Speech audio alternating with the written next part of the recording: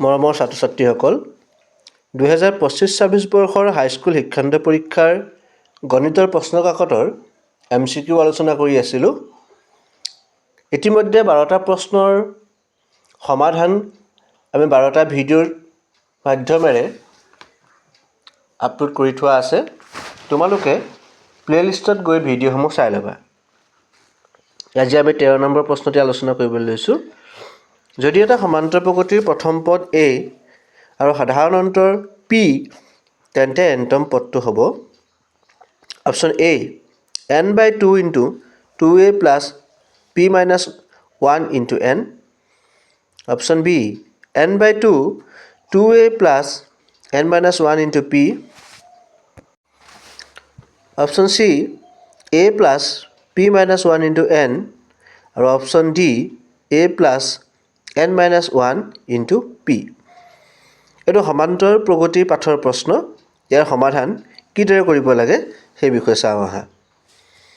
দিয়া আছে সমান্তৰাল প্ৰগতিটোৰ প্ৰথম পদ a1 মানে প্ৰথম পদটো দিয়া আছে a, সাধাৰণ অন্তৰ যাক আমি d বুলি কওঁ, d = p, তেন্তে an ৰ মান নিৰ্ণয় কৰিব লাগে।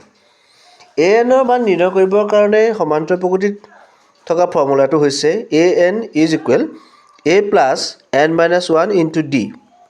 গতিকে a মানে প্ৰথম পদ, d মানে সাধাৰণ অন্তৰ, n মানে নিৰ্ণয় কৰিবলগীয়া পদৰ সংখ্যা।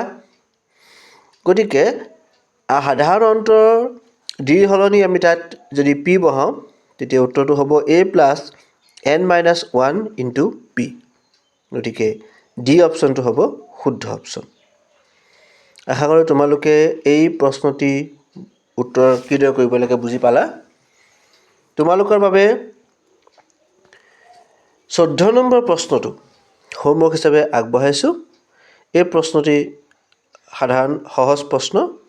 তোমালোকে ইয়াৰ উত্তৰ কি পোৱা মোক কমেণ্ট কৰি জনাবলৈ নাপাহৰিবা।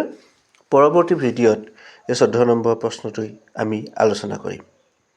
ছাত্ৰ-ছাত্ৰীসকল, তোমালোকে ইমান সময় ভিডিঅ'টি চোৱাৰ বাবে সকলোকে ধন্যবাদ জ্ঞাপন কৰিছোঁ। চেনেলটো ছাবস্ক্ৰাইব কৰি ন'টিফিকেশ্যনটো অন কৰি ৰাখিবা।